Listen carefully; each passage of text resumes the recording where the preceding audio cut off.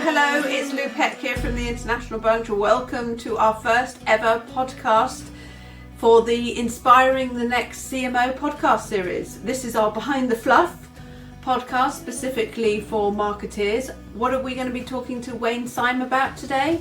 Well, Wayne Sime, who is a CEO of a professional member body, is going to talk about his love of Terry Pratchett. We're going to talk about Henry VIII. We're going to talk about how Wayne went up the ranks from starting in IT to then libraries to then a professional member body. And then also we're going to talk about a favourite word of Wayne's, which is gadding about, or gadding anyway. But we are going to be gadding about at conferences, I'm sure, very, very soon. So why don't we just get stuck in? Let's go. Okay, welcome everybody. This is the first ever podcast that we're having for Behind the Fluff, our new podcast. And we've got this absolutely brand new series, which is called Inspiring the Next CMO. I am absolutely delighted to have Wayne Sime with me. Wayne is a chief executive in the industry, and I've known Wayne for several years now, and he's absolutely brilliant. So hello, Wayne. Hi, Lou. Nice to be here. Thanks so much for taking the time to join us. Now, what we're going to do is we're going to run through a series of questions, and you're going to answer those, and hopefully people will be able to have some nice takeaway advice, but also get to know you better. So, should we just begin? Sounds good to me. Right, great. Okay, so the first thing that I'm actually going to ask you is a couple of icebreaker questions. And the first one is we have a campaign that we send out every day, a word of the day, and it's under the hashtag #IntBunch word of the day. Now, my question to you, the first one ever, is what is your word of today and what does it mean? It's your favourite word. Well, the favourite word when I looked what you've been sending out was gadabout. And I just think after lockdown, I'm hoping we're all going to be like social butterflies and going to flit from one social event and activity to another. So I chose gadabout because I think that's something we all will want to do. And who knows, after we've been gadding about for, I don't know, probably a month, we might think, I wish I could be sick, back in front of the TV watching box sets. Who knows? But anyway, that's Netflix. And any other streaming service out there. Oh, absolutely. I miss social networking face-to-face so much. Can't wait. Yes. Brilliant. Okay. And so what's the best thing that you have discovered in the last year? Well, in the last year, I mean, I do like walks, I have to say, and we've got a dog, Tally, and it's only about probably, 15 minutes walk actually from my front door. There's a wood, Martin's Wood, and we discovered the bluebells, and it was just very, I don't usually use a magical enchantment, but it literally took me back to my childhood. It was just simply as far as the eye could see, completely covered in bluebells. So I think that was, that was the best thing I discovered during lockdown. Yes. That's so lovely. They don't last very long, do they? They don't. We did take pictures on the cameras and stuff. So it was just yes. When we were all sort of shut in, it was that first lockdown period, and you were just thinking, life was a bit pants, wasn't it? Really, it was really pants. and just for those who are in the US and thinking, why are we saying the word pants? It is a very UK centric saying, and of course, pants in the US is trousers, whereas pants in the UK is knickers. Or underpants. I think we should say, let's keep it with the American understanding. Trousers sounds far more better, doesn't it, really? It was trousers. It does. Oh, brilliant. Okay, so who inspires you? Well, I think people at different points in your life, I think. I don't think it's necessarily, and I think you can take inspiration from a variety of different people. And I would say over the last year, I would say it was Captain Sir Tom Moore. I mean, wasn't he just really inspiring in our moments of when we're all feeling really quite down? And I think the fact that he had that service from the Second World War and at his age. So yes, that was the person who really inspired me recently. But as I said, you get inspiration from many different people, I think, over your lifetime, but that's the most recent.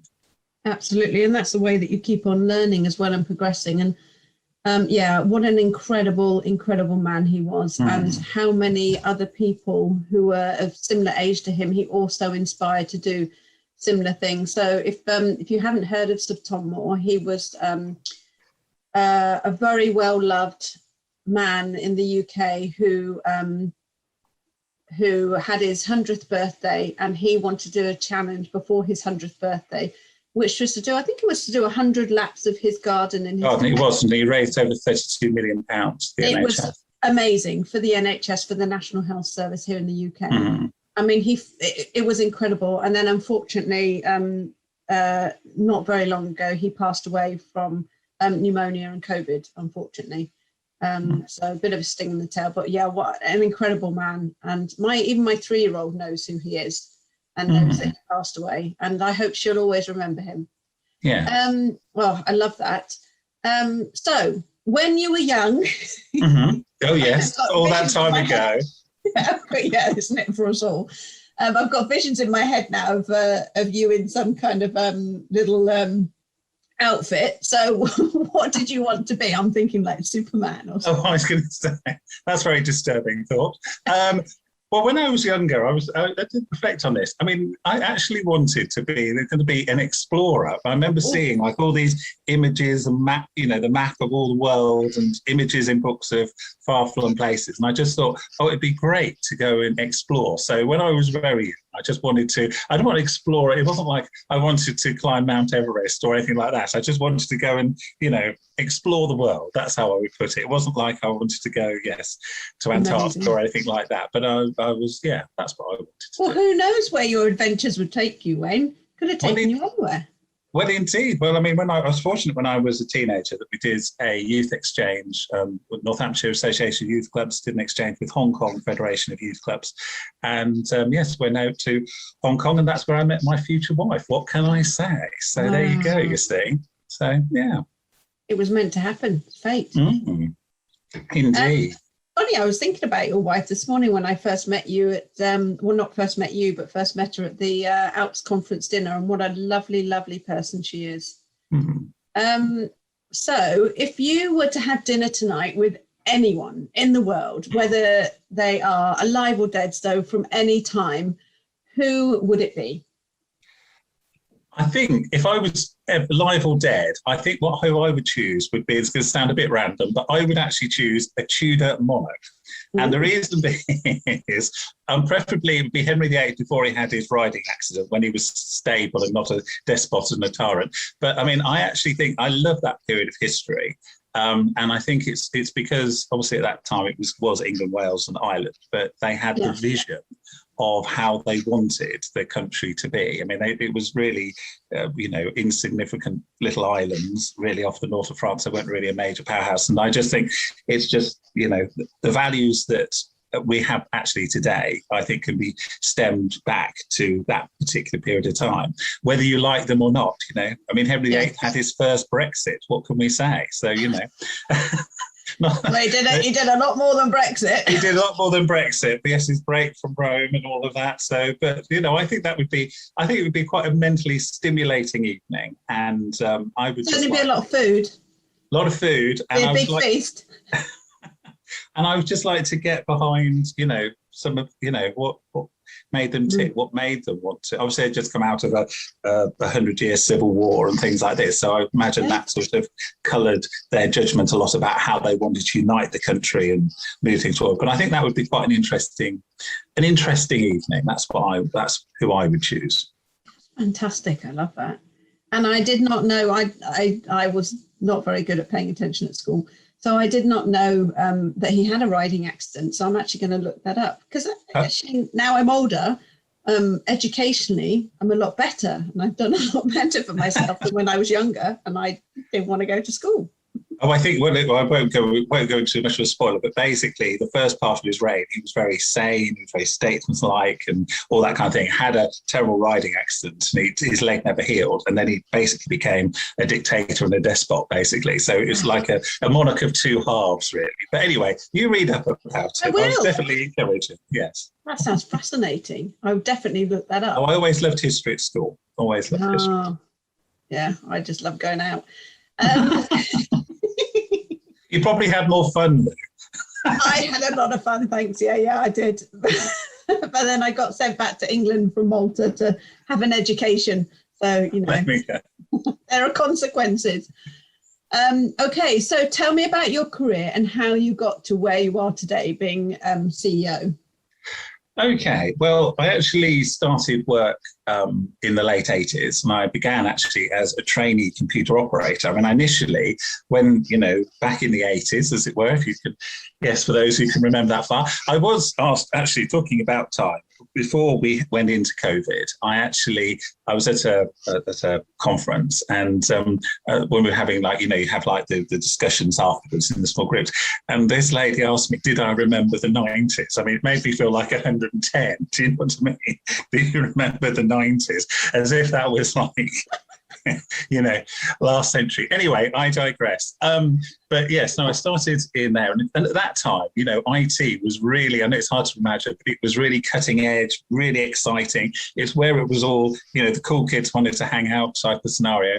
So, yes, so I was very much drawn to that area. And I was very fortunate because I remember at the time they had, and this, I think probably shows a bit of the thinking. There were 300, I found out there were 300 applicants for that one job. And when we went for the final interview, there was 3 of us. And one of them had a HND in computer studies. And then there was another one who'd had 3 years experience. And there was me, this was my first job. It wasn't me. I had no experience at all. And I got it. And I remember, after I was made permanent, I got my feet under the table. I remember asking the computer operations manager, why did you pick me? And he made 2 points. His first one was to say he didn't want somebody telling him how to do the work. He wanted to tell them how to do it, which I thought was an interesting take on management. The second point was that because how things were evolving, the computer operations, the computer staff, the technology staff had to integrate more with the business. And when you looked at the people that were employed in IT, they didn't really have very good communication ability.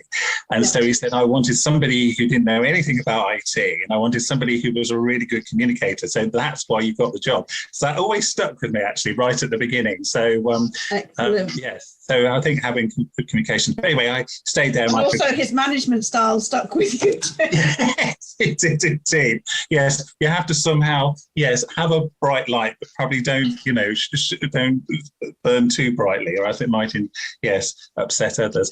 But basically, I was then promoted. You had trainee operator, computer operator, advanced operator, and I just went up through the ranks. And then they had a big reorganization within the company, and it was moving about 100 miles. They were amalgamating things, but there was this opportunity that came up for senior archivist, and what they wanted was, it was a disaster recovery site, but they also they wanted to centralize their archive and create a kind of information service, because they had 132 constituent building societies, and they wanted to bring it together. And they did have qualified archivists and information professionals, but they hadn't got anybody with technical skills. And because this was now the 90s, shall we say, go to the 90s, and they really wanted somebody who could sort of oversee that and really bring that, into they would say the 20th century, as it were. Yeah.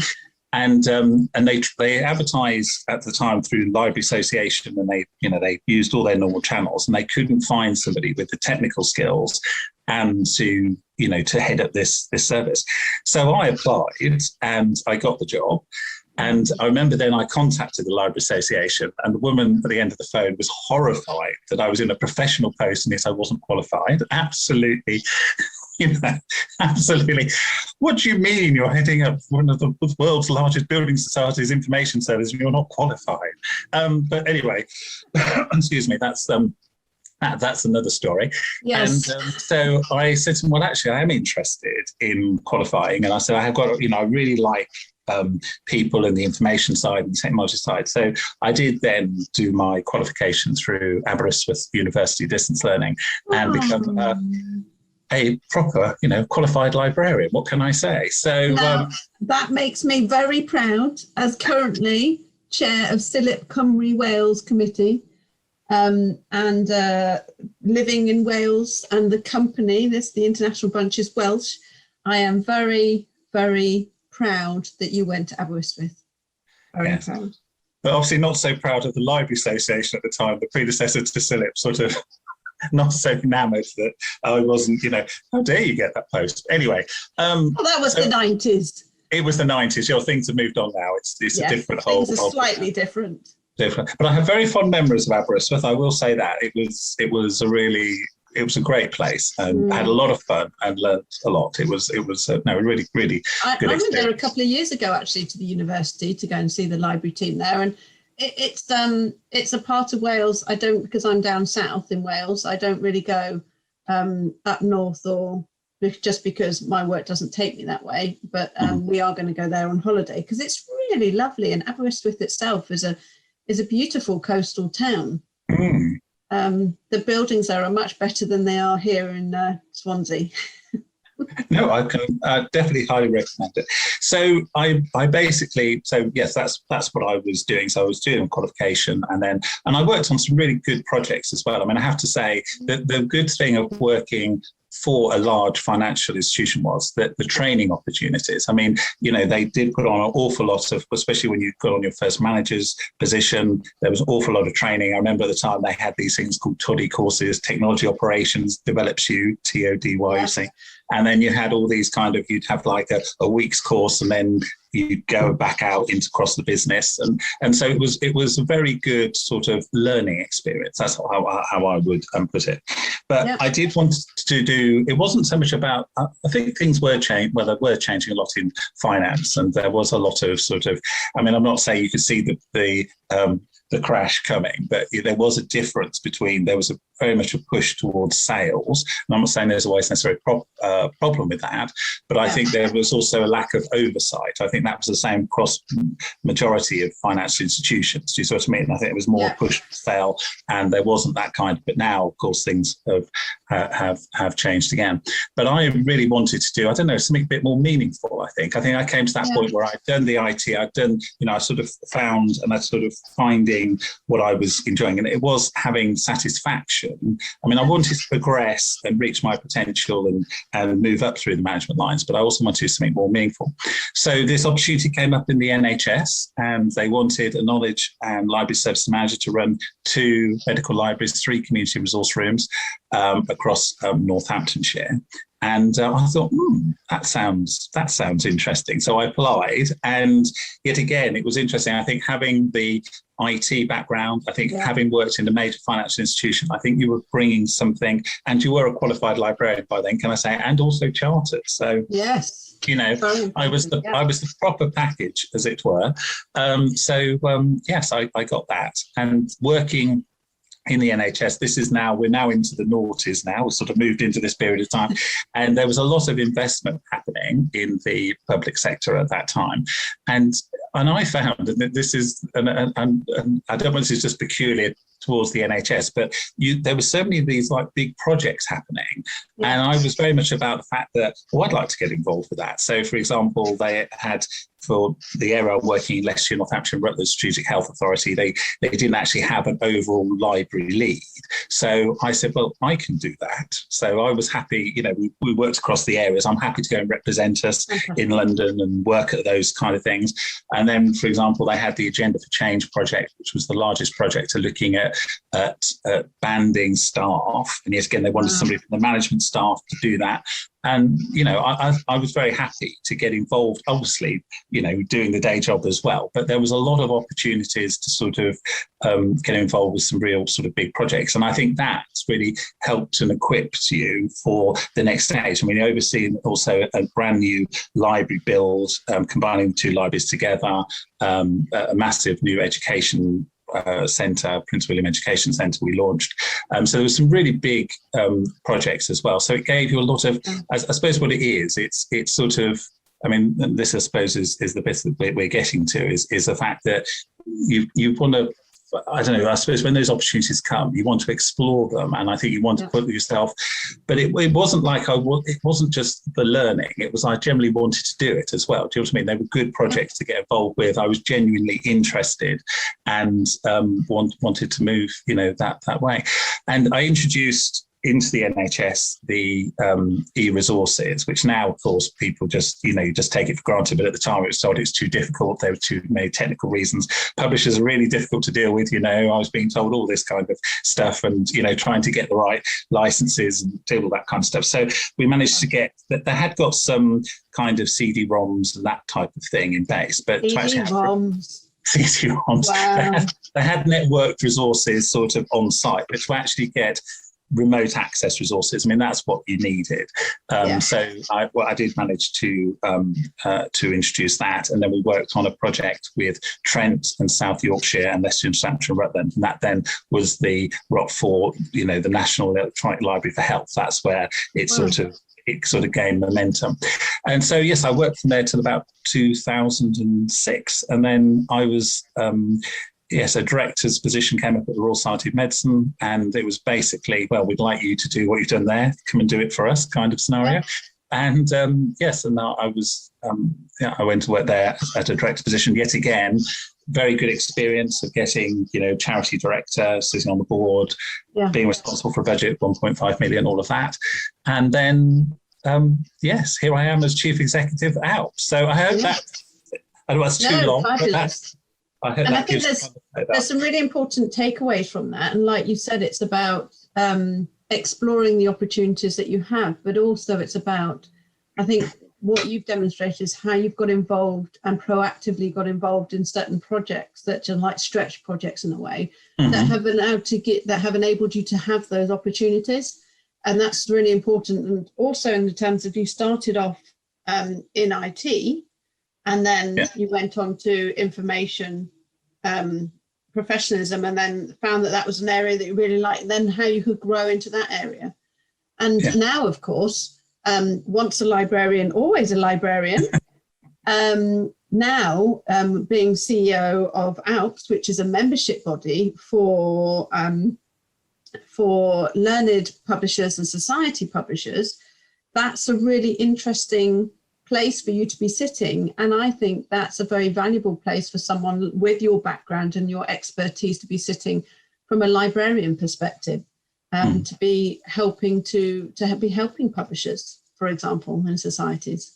Yes, because very much, Royal Society of Medicine was a learned society in the fact of it. Yes. And so therefore, I have sort of first-hand knowledge of what that's like. And I think that, as I always say in ALPS, we are the good guys of publishing, as it were, the non-for-profit. We are the ones that are helping those, the learned societies, the university presses, to get that good quality content out. And obviously the threats from, how can I say, Google, Facebook, and all the social media. They have their advantages, but also we want to make sure they've got the quality. I suppose that's authoritative, isn't it? Yeah, it's the quality. Yeah, definitely. Absolutely. Yeah. So in terms of like what you spoke about, what have you been most proud of? I can honestly say I won't go through it, but in each job I could say something that, I thought that was a really good project to be involved with. But I think because it had more of a knock-on effect, because it was transformative, I would actually say introducing electronic resources into the NHS was even that local level, that then was like a trigger for other involvements. And once you could see that is possible, this can be done, then obviously it then, opened up. So that probably had the biggest impact of it. So I always think it's like that. But yet again, we go back in when I go back in time, I remember in 2012, because obviously it was the Olympics. And one of the things I had to do when I was director of library services, we had like medical student day, if you see what I mean. And we had Parveen Kumar, who was president of the Royal Society of Medicine and also been president of the BMA. And if you don't know her, she wrote clinical medicine, which is like the New Testament of medicine. Do you see what I mean? Yeah. And she was there. So, of course, there was masses of medical students all around.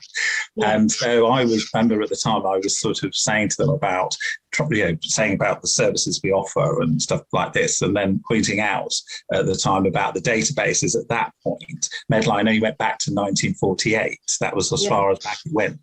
And then you had to use Index Medicus, you had to point them to these volumes. And I remember the absolutely horrified at the fact that, this person had to look at this thing. I think it was in Bones, they had to look at that in the 1930s, and they had to look at this, and they couldn't believe that e-resources had only been in the NHS for about 10 years. And it was like, well, what did they do beforehand? And it was like, they had those paper journals and paper books. But I always think it's, going back to the IT side, it's amazing how developments happen, and then it becomes part of everyday life, and you just can't imagine life before it. What were they called, those printers? I mean, I remember the printers when I was early on in school, those printers. The dot matrix.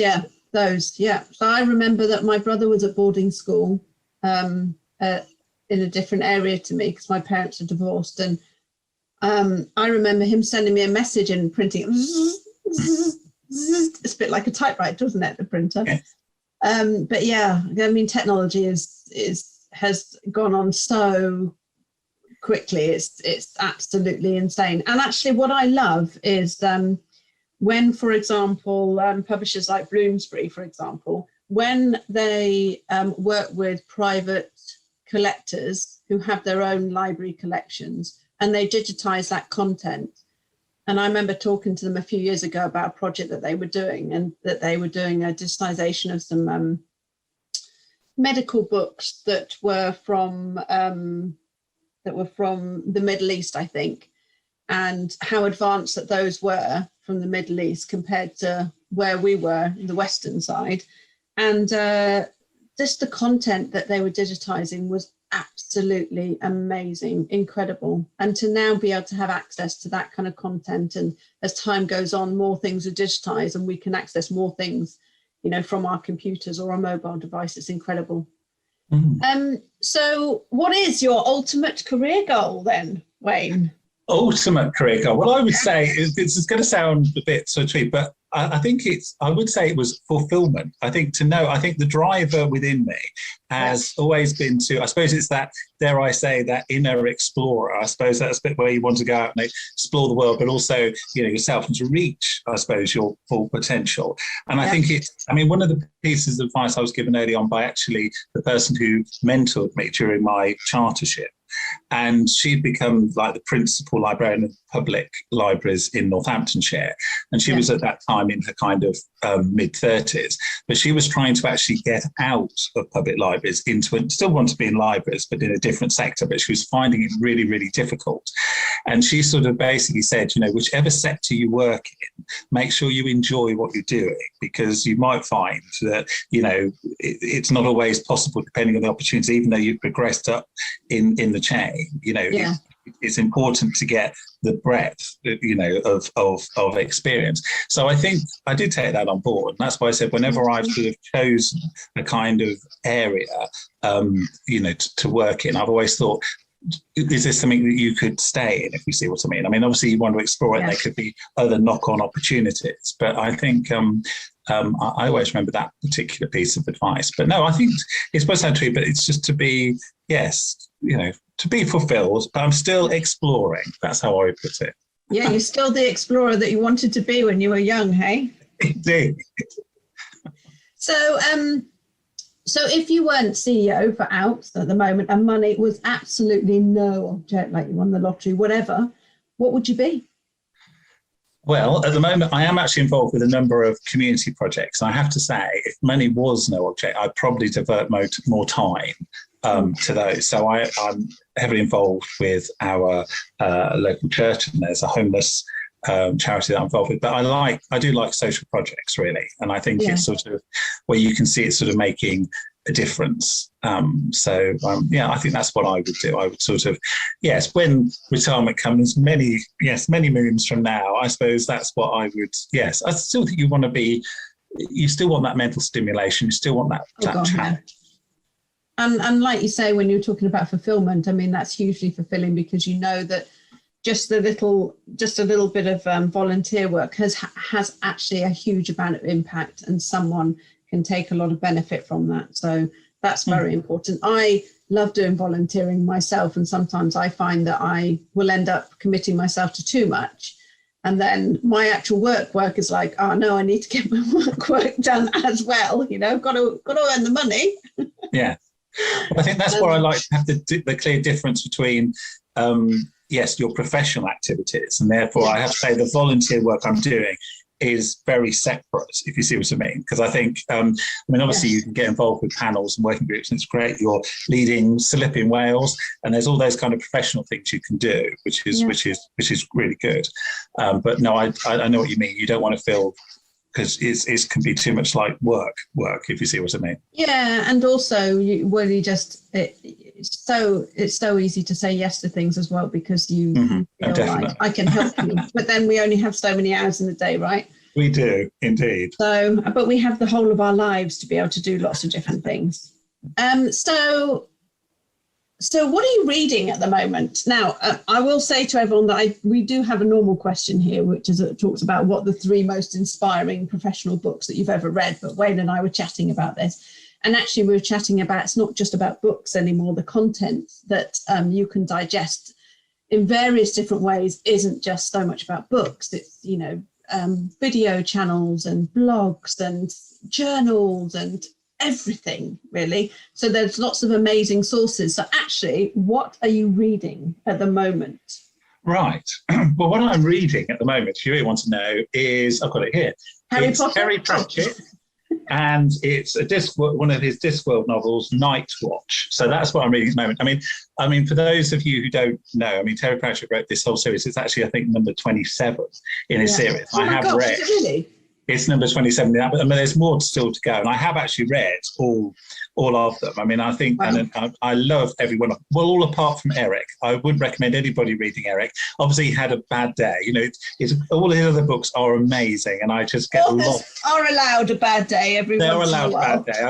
I wouldn't know, because I must admit, I did the worst thing you can possibly do to a book. I actually forgot I was reading it, because I have a little reading pile next to the bed, and I put it down on my wife's desk, just in her letter rack. It's only a thin book, and I generally forgot I was reading. I just picked up the next book, and I was just merrily reading away. And then my wife pointed out, "What's this?" On her this, and I was more excited to find my bookmark than the book, to be honest. But I did complete it. But no, I absolutely love the Discworld novel series. So I can highly recommend them. But that's what I'm reading at the moment. But professionally, when we talked about it, because yet again, I am started now a new university course. So I will actually probably do some more reading of professional books. But realistically, I think you're going to have to, if you're doing your MBA. I'm going to have to, because as we said, probably the last time I was reading professional books was back in the 90s, because you're quite right. You read journals, you're reading blogs, watching videos. It's the whole way in which we're learning is very different now. And there's so much information out there that you want to do. But if I was to give one, the one YouTube video I would highly recommend everybody to read. It's only 6.5 minutes, and it's an open letter to educators. And it's done by Dan Brown in 2010. Okay. But we'll add the link. Don't worry. But not the Dan Brown. This is another Dan Brown. Yeah, I was thinking, But he's challenging educators, because saying the fact that because we have now all of this information out there on the internet, and the way in which we're learning, the way in which we're assimilating information, really education hasn't changed. Yeah. And if you watch it, bear in mind this is 11 years on since he did the video. It's staggering to see we still haven't really evolved. So I highly recommend that one. The thing that brings us up to this year, and in January 2021, I would highly recommend people to go and read Dr. Nancy Roberts' blog that she put on the APS site. What does good look like when it comes to diversity and inclusion? And that is that's a really good blog. But as I said, podcasts. It is the way in which we're learning. I do read, probably about 40 books a year. And I am reading, the journals, I mean, I am absorbing information, but it's not so much, I don't think so much in professional books anymore, unless you've got a particular need, like you're studying a course or you're taking something, then you would, read those particular books. But I think it's just the way in which things have changed. Wouldn't you say that's the way in which it's sort of... Well, I think it also depends on what you're wanting to do. And, you're an adventurer, and I think that you're reading these books because you enjoy reading. Now, I don't read because I don't get time to read, but what I do is I listen to audiobooks, or I listen to podcasts. Now, if I listen to podcasts, I'm generally going to be listening to something like French and Saunders titting about, because it makes me laugh. And I listen to professional books when I go running sometimes, or I listen to just books that will just completely take my mind away from the fact that I'm running and my mind's going walk, walk, walk, walk. So that's the only time I do it. And also because I get to do two things at once, and I like to be multitasking, because then I feel like it's a worthwhile use of my time.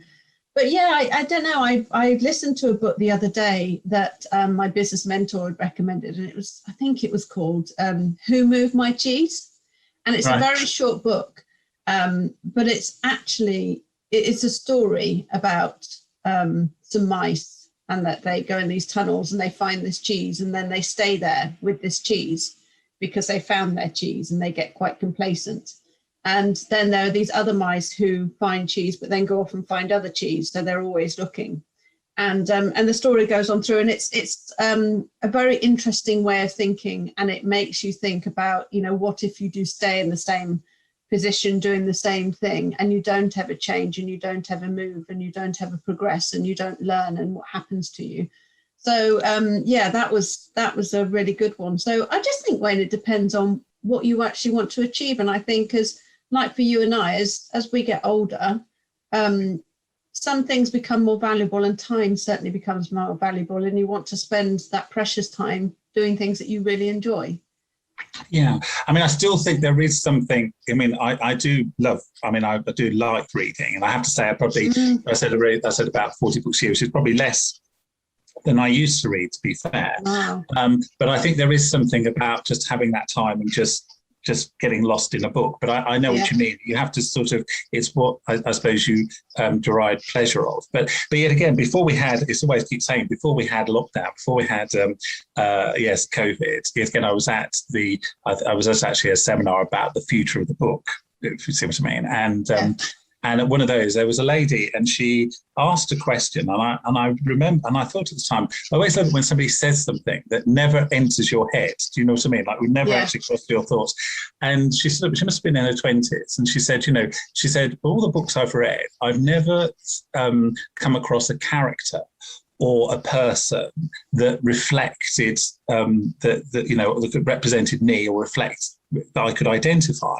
Yeah. And it took me, I don't know, I was on the train home, I was just thinking about this, and I thought, well, I've probably read, I don't know, about 1,500 books, and I think I've never come across a character or a person that I could say I completely identify. But I thought to myself, well, but that's fine. And I think it depends on how you see things, isn't it? Because I suppose I don't see books as mirrors reflecting back at me. I always see books as like transporting me into somebody else's world or their experience. But I think it depends on, and I think you have to want that desire to be transported. I suppose that's how I would and there's bits and pieces, isn't there, that you can take from what you're reading, and it will resonate. But we're so unique as individuals, and we have such unique experiences. Like, we may have the same conversation with the same person, but we'll have a different interaction, probably talking about different things. So you can never replicate the same things that someone does. It's like when you go into an interview and they say, why should we hire you? Or tell me something unique about you. And you're like, well, I am unique. I mean, what can I tell you? What can I bring to the table? Probably, definitely not what anyone else can bring to the table, because I'm unique. So yeah, it's a really interesting perspective. So, right, I've got a couple more questions before we finish the podcast. Okay. So, if you could travel back in time, because I like to throw these random questions in, if you could travel back in time, what would you tell your early career self? And I'd be interested to know which part of your career you're going to be talking to. I think if I was right at the beginning, at the beginning, I would say, right, for going for the first job, it's going to be all right. I think I would offer reassurance, because I think you are anxious at the start. And I think and I think as you go through, like when you're changing roles as I did, or you're changing different employers, I think once you've done those changes, you realise that it's all right. I suppose going back to your book in the cheese, although I haven't read it, if you get just used to one level of environment, you probably then think, I don't know, do you get Stockholm syndrome or something? You feel you can never leave the employer because what's the life going to be outside? But I think at the beginning, you're obviously thinking, well, is this the right thing? And I do always think very long and hard before applying for any of the posts. But I think I would just offer that reassurance, yes, it will be fine. And, if it doesn't work out, well, go and get another job. Do you know what I mean? Exactly. I think I would sort of, but I think I would offer that kind of reassurance to my early self to, it will be fine, and enjoy the moment. Yeah. That's good, because that won't change any of the trajectory of your career or what you've done. That will just, there won't be really a butterfly effect. No, there wouldn't on that way, because I think you just more of a confidence, At the time, I don't, when people say, do you have like any regrets or things? And I think to myself, well, no, not really, because you're making the best sort of decision at the time, isn't it? And I think that, but I have been able to, as I said, explore different, even though it's always been with information, you have been exploring different boundaries. You are able to move, as it were. Yeah, and I think rather than regrets, it's because, fate is fate, and you can't change anything in the past. You can't jump in that time machine. So actually, it's more about taking the lessons learned from things that you've done that actually didn't go the way that you wanted them to, and making them better next time, so that you don't do the same thing again. Yeah. That didn't have the outcome that you wanted. I'm trying not to say the word mistakes, because I do remember saying mistakes in a conversation to my business mentor, and that he told me about not saying the word mistakes. So I'm just trying to waffle and get around that word, just for context, if you're like. So what is the best piece of advice that you have ever been given? The best piece of advice, I would give this to... I'd go back to our nationwide Anglia days, to Ray Pinnock, who was the Assistant General Manager of Personnel. They didn't have Director of HR. That was as high as you could get in that particular time. But when you first came into management, he did a kind of pep talk for you. And he gave 3 pieces of advice, and this is back to the 90s. And he said, when you're in management, there's 3 things you must always do. First thing is stay within budget. The second thing is never look at what a person says they can do. Always look at what they can do. And the third piece of advice was never believe your own hype. And I have to say, I think that's timeless. It was like gold. That's like gold dust, that is. So that's what he said back in, I think it was about 93 or 92 or 93, somewhere in that time in the 90s. And I always thought that was timeless, pieces of advice. So that's what I would share. Brilliant. I love that. So to conclude, my last couple of questions to you, Wayne, would be, what do you miss most since the COVID-19 pandemic? I think meeting up with family and friends. I think that's been a terrible, it's been really nice to, I think we're going to have lots of parties, aren't we? Do you know what I mean? There'll be lots of barbecues and stuff in. The first conference that we're going to, we're not just going out. And for those that have watched Mickey Flanagan, and if you haven't, you have to look him up on a video channel. And it's the joke that he does. He's a comedian. It's about out, or in his accent, out. So it's not about just going out. It's about going out. Yes, so definitely. We are going out. It's going to be very messy. Yes, we're definitely going to be gadding about, as it was right at the beginning. That's what's going to be happening. And I love that you looked at our words that we do for reference. So that's great, because there are some crackers in there. Yasmin does a brilliant job. I see some every now and again. I'm like, oh, hello, I like that word. My favourite, which people laugh at me for, is when you have in the dregs in the bottom of your cup or, leftover food on a plate, titty nope. That's what that is. So I've got some titty nope in my cup. I'm very pleased for you, Lou. Oh dear. So is there anything that you want to ask me before we end this podcast?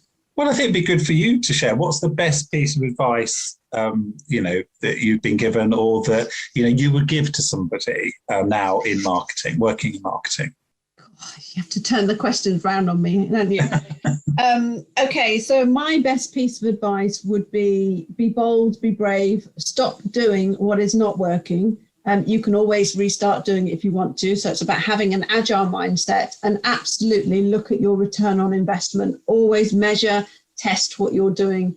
And that's when it comes into stop doing what doesn't work because it's just pointless. And I think my last bit that I would summarize with is that when I speak to marketers sometimes and I'll say, were you proud of that work that you did? When I'm just, we're doing an evaluation or a summary of their output.